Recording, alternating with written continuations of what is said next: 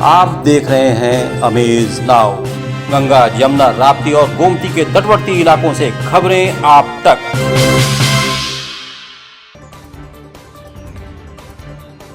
पराक्रम दिवस पर कृतज्ञता जताई सीएम योगी ने।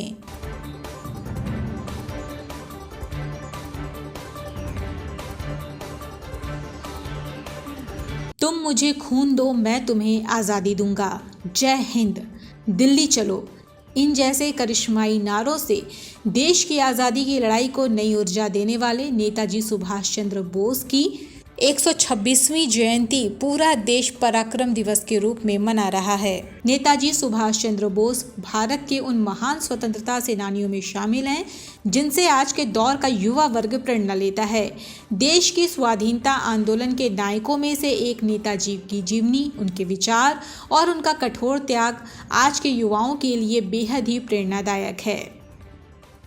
नेताजी सुभाष चंद्र बोस की जयंती को पराक्रम दिवस के रूप में मनाते हुए प्रदेश सरकार के मुखिया योगी आदित्यनाथ द्वारा लखनऊ में आयोजित एक कार्यक्रम में स्वतंत्रता संग्राम सेनानियों के परिवारजनों के बीच आज़ाद हिंद फौज की स्थापना करने वाले नेताजी सुभाष चंद्र बोस की 126वीं जयंती पर उन्हें श्रद्धापूर्वक नमन किया।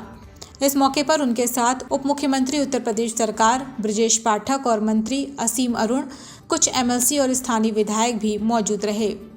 आयोजकों ने पराक्रम दिवस के इस मौके पर मुख्यमंत्री योगी आदित्यनाथ, उप मुख्यमंत्री ब्रजेश पाठक और मंत्री असीम अरुण को अंग वस्त्र पहनाकर मोमेंटो भेंट कर उनका अभिवादन किया।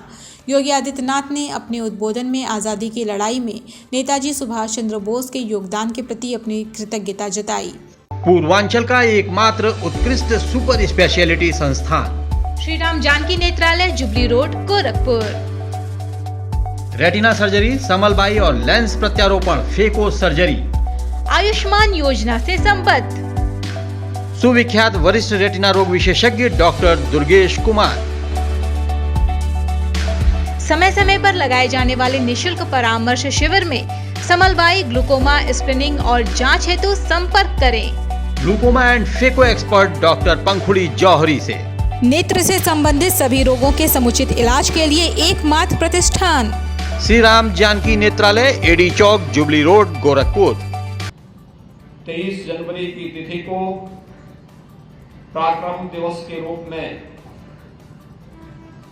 आयोजित करने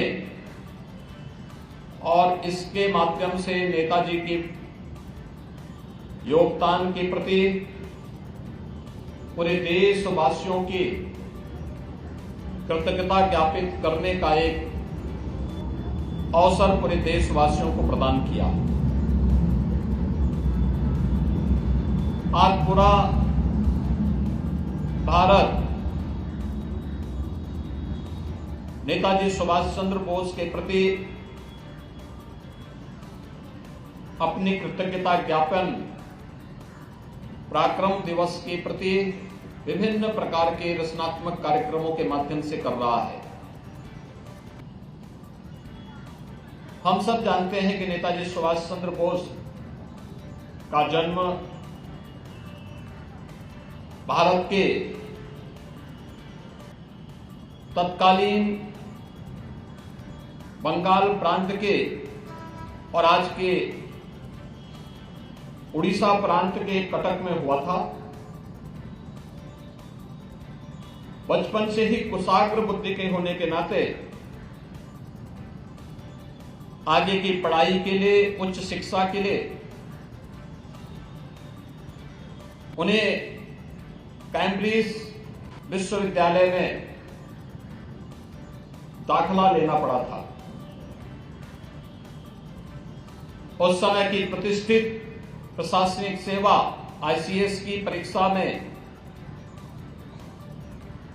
सर्वोच्च स्थान प्राप्त होने के बाद भी उन्होंने वह सेवा ज्वाइन नहीं की। उन्होंने इस बात को स्पष्ट किया था कि जो लोग हमारे देश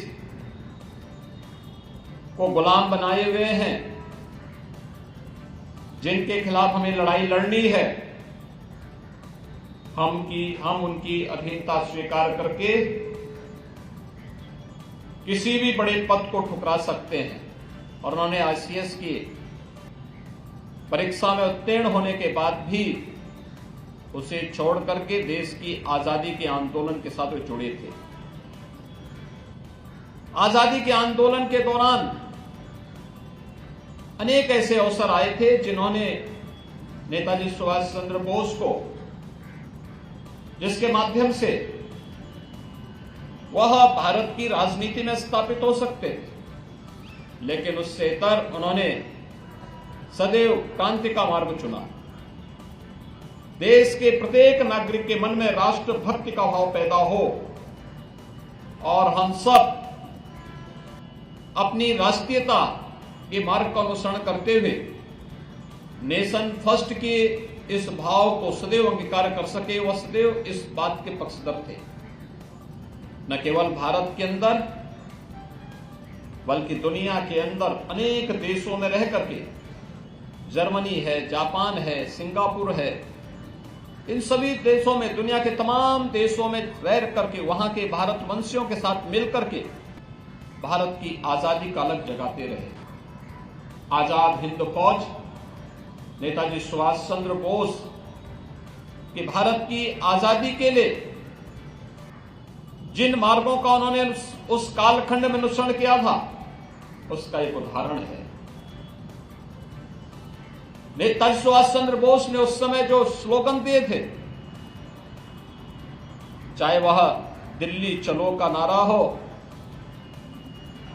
चाहे वह जय हिंद का नारा हो, जो आज भी हम सब के अंदर एक नया रोमांच पैदा करता है, और चाहे देश के युवाओं के मन में इस भाव को पैदा करने के लिए कि देश की आजादी के लिए जो उन्होंने दिया था, जो भारत के प्रत्येक जवान पर वह नारा अक्सर सुनने को मिलता है कि तुम मुझे खून दो, मैं तुम्हें आजादी दूंगा, यह अपने आप में ही हर भारतवासी को रोमांचित कर देता है। यह अवसर हमारे लिए अत्यंत महान अवसर है, जब देश आजादी के अमृत महोत्सव वर्ष के भव्य आयोजन के बाद, हर घर तिरंगा के कार्यक्रम को सफलतापूर्वक आगे बढ़ाने के बाद अब आजादी के अमृत काल में प्रवेश कर चुका है।